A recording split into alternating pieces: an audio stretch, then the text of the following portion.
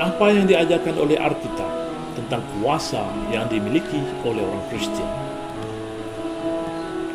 Kuasa dapat diartikan sebagai kemampuan melakukan sesuatu berdasarkan kekuatan, keahlian, sumber daya, atau otoritas.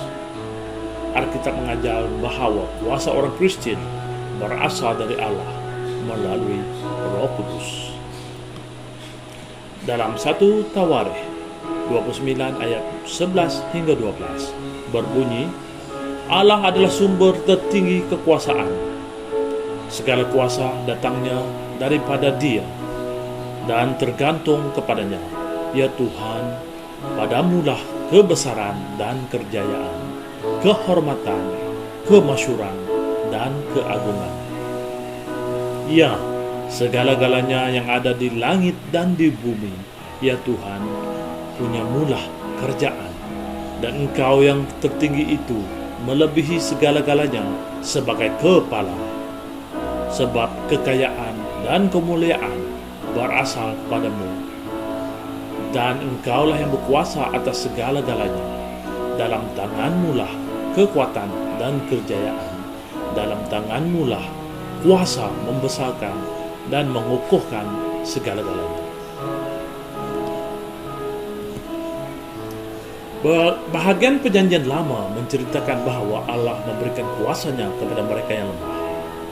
Dia memberikan kekuatan kepada yang lelah dan menambah semangat kepada yang tidak berdaya, seperti yang tercatat dalam buku Yesaya 40 ayat 29.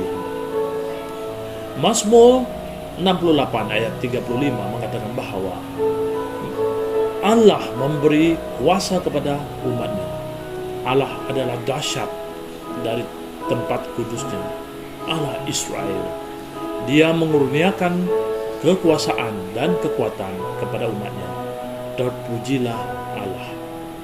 Seringkali kita membaca bahwa Allah memberikan kuasanya kepada para raja, seperti yang terdapat pada 1 Samuel ayat 2, 1 Samuel 2 ayat 10, dan para nabi.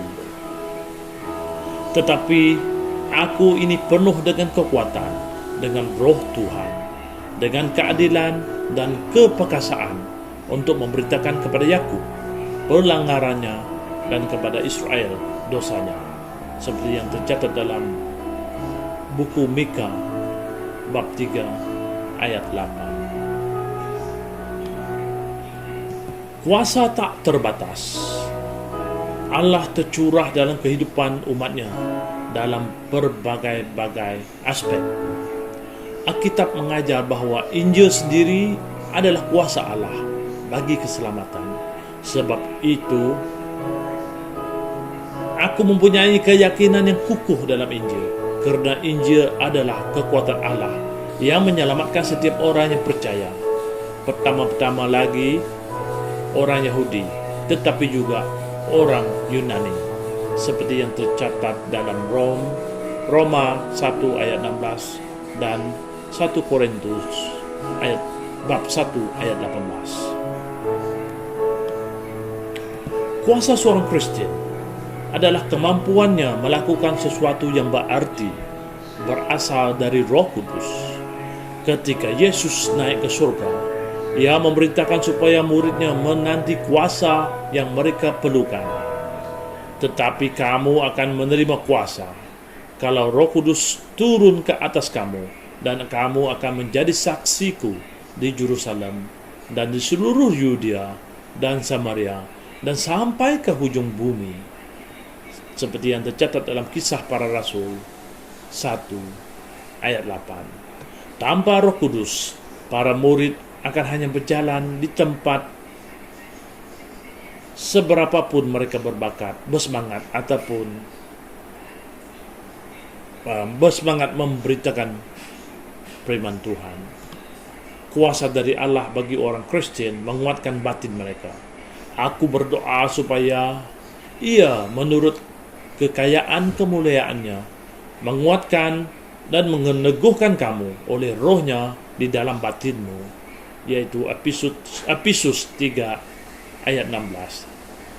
Kita tidak terkecil hati, karena meskipun manusia duniawi kita semakin merosot, namun manusia batini kita diperbarui dari hari ke hari.